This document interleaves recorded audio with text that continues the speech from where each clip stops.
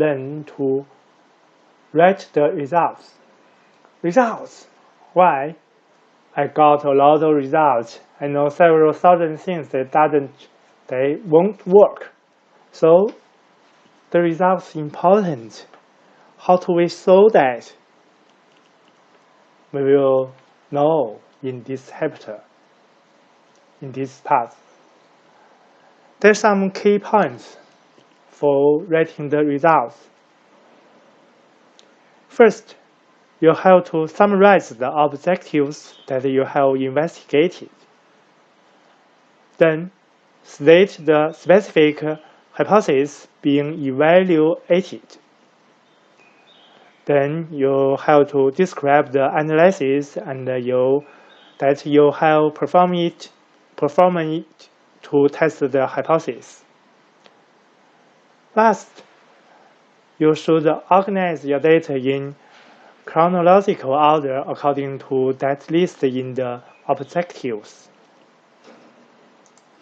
There also have other key points, like determine whether the data you can be present in the form of table or charts. You should make a decision here. And then first present the descriptive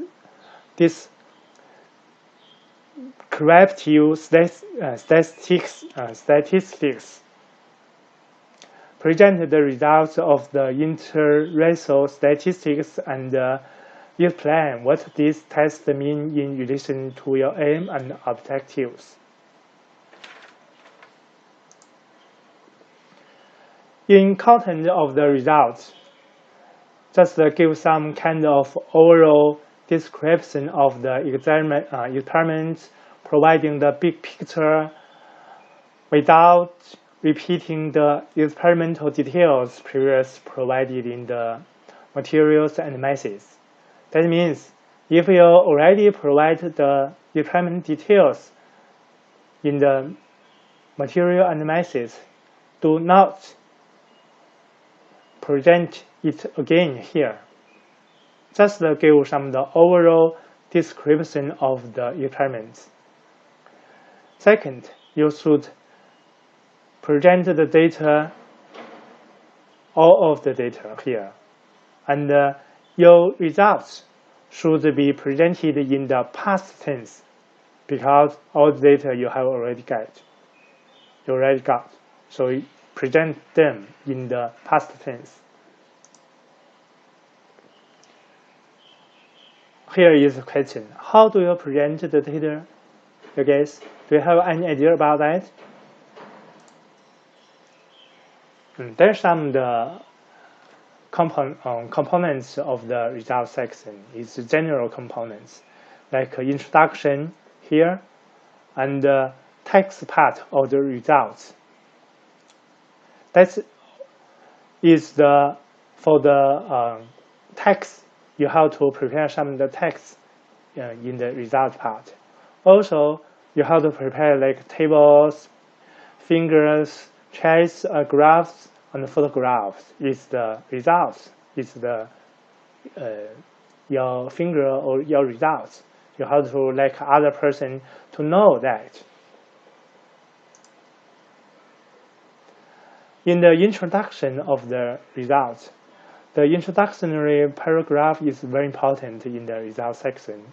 It should summarize briefly the objectives investigated and also restate the research problem and emphasize the purpose of the studies. For example, the section may start such as the following. A study was conducted in order to determine whether electron, like this. Also, you can present like this. This study was carried out with the principal aims of lecture. The following parameters were studied. The introductory paragraph should ease the reader into looking at the findings and tempt him to read further. So, the introduction part of the result, you have to pay more time, spend more time to finish it. Also, another important thing is how to handle numbers. If one or only a few determinations are to be presented, they should be treated descriptively in the text. Repetitively, determinations should be given in tables or graphs. So, any determinations and repetitive or otherwise should be meaningful. Because in the result part that you get a lot of numbers, so how to handle them, how to present the right one is an art. It's very important thing. Sometimes you also repeat your experiment for many times. How to handle them is also important thing for us to grasp. Suppose that in particular group of experiments, a number of variables were tested, one at a time. Of course, how to handle them, you have to think about it. Those variables that do not seem to affect the reaction need not to be tabulated or presented. However, it is often important to define even the negative aspects of your experiments. Sometimes, although you get negative aspects, you have to present them. It's important habit, good habits. It is often good insurance to state what you didn't find under the conditions of your experiments. Someone else very likely may find different results under different conditions. If statistics were used to describe the result, they should be meaningful statistics. Just pay attention. They should be meaningful. And in this part, we should strive for clarify. The results should be short and sweet without verbiage. Although the results section is the most important part, it is often the shortest, particularly if it is preceded by a well-written materials and message section and followed by a well-written discussion. Sometimes the result part is the shortest one. So the results need to be clearly, simply stated because it is the results that constitute the new knowledge that you are contributing to the world. The earliest part of the paper, introduction, materials and messages we already provided before, are designed to tell why and how you get the results. The later part of the paper discussion is designed to tell what that means for the results. What the results mean? Obviously, the whole paper must stand or fall on the basis of the results. So the results is related with the previous description and the later discussion is very, very important thing. The results must be presented with crystal clarity.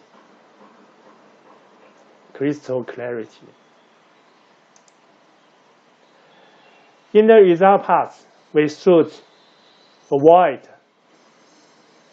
redundancy.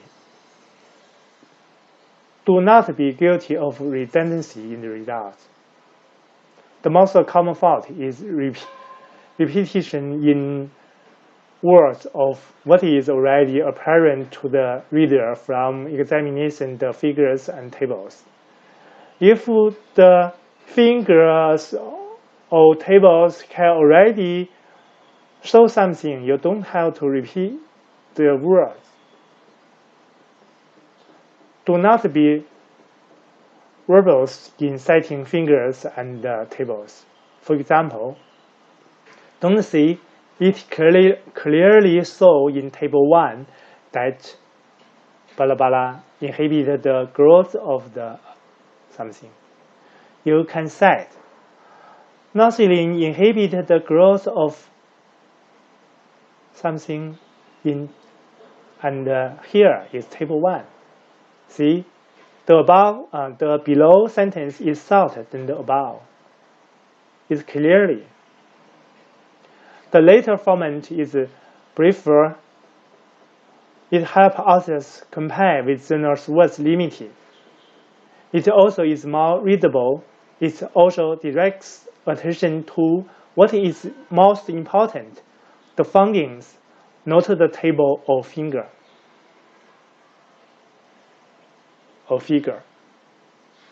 Some writers go too far in avoid verbiage, however, is also not good. In this part, sometimes we should provide a supplement. For the supplement, sometimes also providing supplementary material online. Increasing journals are electronic posting material supplementary to papers being published. So, if the journal needed the supplement, we just provide them in the supplemental material online. Although sometimes this material regards methods,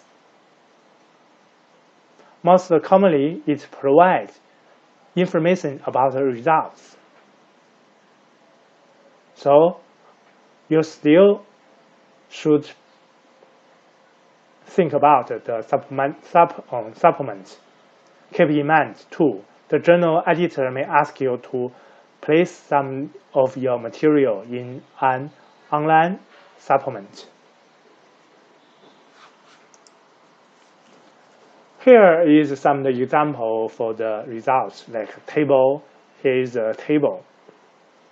You can show like a table in the results part. Also chart. This is the chart data. This graph is usually used in the results graph, and a lot of finger graph. And this is the figure from my papers. I just get them put here.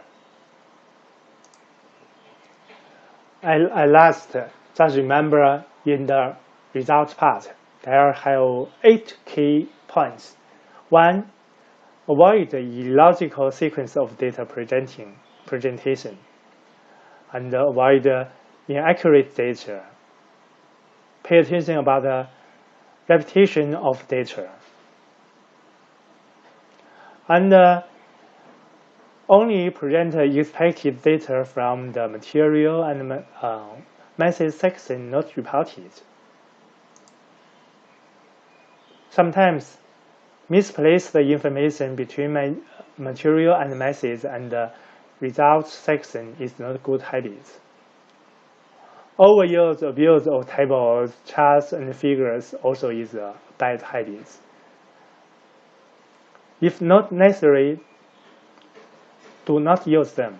Just use text. Perhaps it's okay.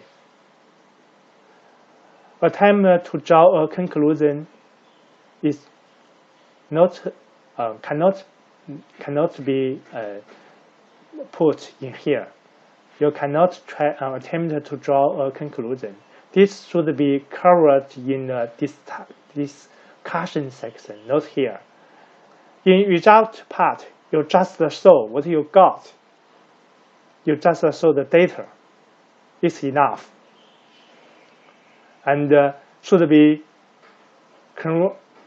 clear and avoid verbose expressions here. That's for this part. Thank you for your attention.